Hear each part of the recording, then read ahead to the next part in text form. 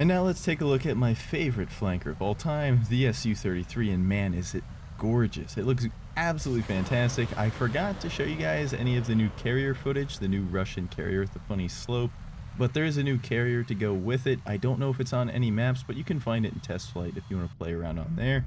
This is, of course, the naval flanker, and that's why it's got a carrier. And that's also why this thing is, I believe it's 2,700 kilograms heavier than the normal Su-27. It just takes a lot of work to turn a plane into being carrier capable. It's a lot of extra weight, it's much heavier landing gear, of course.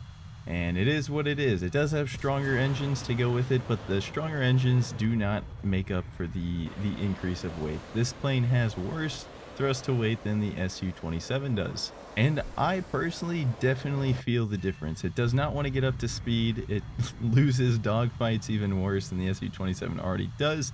Don't know how that's possible, but the Su-33 has figured it out. You do have canards, which does help you pull more AOA, and allegedly it helps you more with low speed control in dogfights and whatnot. I don't know if that's entirely true. That's just what I heard. Regardless, the canards are a big trade-off. Sure, you can pull more AOA than you already could with the Su-27, which was a lot, and it makes you bleed your speed even faster than the Su-27, which is also a lot.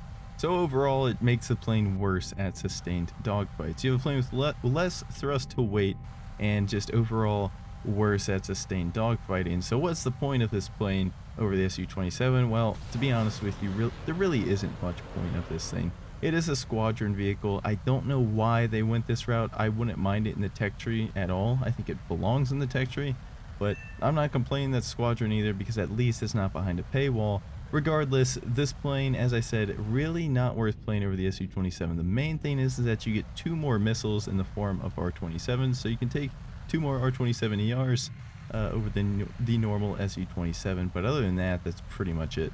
Oh, you do have an upgraded RWR. You share the same digital RWR as the Su-30SM, so that is a pretty nice upgrade. But at the cost of your flight performance getting even worse, you do get 2 more missiles. So I guess all in all, the plane's not bad. It's not necessarily a downgrade over the Su-27, specifically in ARB. In a dogfight, of course, it's a downgrade. But for air realistic battles, 16 versus 16, there's trade-offs. And I don't think the Su-33 is necessarily worse, but it's also like, is it really worth the grind for you? I'll let you be the judge. They're really not too different. And I guess actually the last notable difference is the countermeasures. The Su-33 gets 48 total countermeasures, but they are single pops, and they're large caliber, so it can get away with single pop countermeasures. So while it actually has half the quantity as the Su-27, it also drops at half the rate. So essentially you get the same amount of presses, and there's really no difference between having 2 flares drop versus 1 or 2 chaff drop versus 1. When they're large caliber, 1 will work just fine. If you like flankers, if you like Navy planes, this plane is a great pickup. It's squadron, like I said, so you could buy it outright for GE. I don't recommend that. You don't get any Fox 3s. Of course, you're stuck with active radar homing missiles. It's at 13.0 battle rating, which means you're going to get sucked up into active radar homing missile lobbies pretty much every game. It's very, very frequent, and you're pretty much just left to cope. I have made an Su-27 video extremely recently. You can go check that one out because the synopsis is pretty much the same. The plane for its own battle rating is a killer. This thing's weapon kit is amazing. The caveat is for its own battle rating, which it pretty much never plays against. It's always getting up tiered, like I said, into Fox 3 lobbies. So really, while on paper its loadout is very good for its battle rating, compared to what it actually plays against, it's lackluster because you need those Fox 3s. In case it wasn't obvious, the loadout is 12 total missiles, 4 of which have to be R-73s, 2 of which can be R-27 ETs, and then that would leave you with 6 R-27ER, or you could take 8 whole R-27ER with 4 R-73s. To be honest though, having the R-27 ETs is nice, especially when you can keep 6 ERs anyways. I find the ET to be pretty useful when you shoot an ER at somebody, get their RWR going, and then they think it's a radar missile, because it is. They start chaffing it, and then you shoot an ET after that. They're going to think it's just a second radar missile, keep on dropping chaff. They don't even think to pop any flares because their RWR is still going off from that first ER. Next thing you know, they get hit by the ET even if they've chaffed the ER.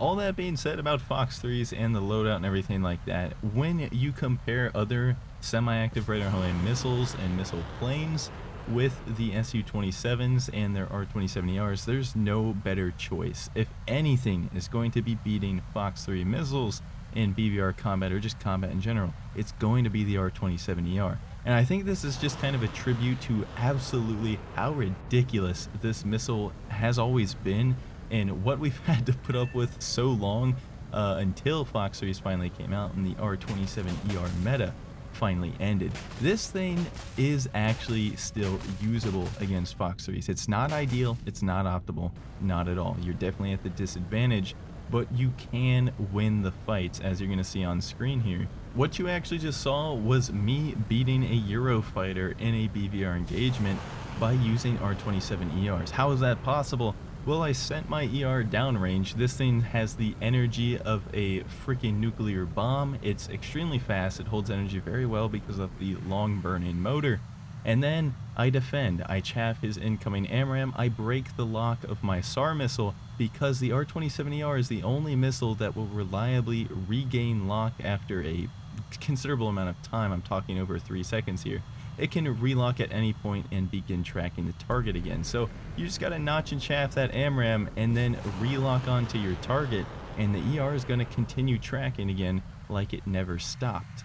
And unless your target has moved to another zip code by the time you get to lock him up again, the ER will probably have enough energy to hit him anyways. Especially so because his RWR will have turned off in the time you were chaffing his missile. How did that guy just die? He blew up and I got the kill before my missile got there. Well, if we look at sensor view here, my old R-27ER, the third one I shot at the Eurofighter Typhoon, had enough energy that after that whole fight was over and it was just gliding in the air with no target to hit, I was able to find that J8, lock him up, and my R-27ER that was meant for the Typhoon still has the energy to go hit that J8 and orbital strike him. Absolutely bonkers missile, and I would be terrified of this thing if it had an active radar homing seeker. And again, I think this just highlights the absurdity of the AIM-7M being the closest counterpart to the R-27ER for what, like over a year that we had to put up with this thing. It was extremely obnoxious, and I think this is a perfect example as to why. Again, it's not going to hold a candle to Fox 3s in a fight with competent opponents. You're still pretty much always going to lose. But again, if there's any SAR missile that can do it, it's going to be the R-27. So overall, is the Su-33 worth it? Well, I wouldn't really say it's not worth it because there's really no drawback to researching it. Given that it is a squadron vehicle, you can still research whatever it is you've already been grinding for in the tech tree, no problem. It's just kind of something to do in addition to. And overall, I am happy that it's in the game, and I will be enjoying it in my hangar despite being 13.0.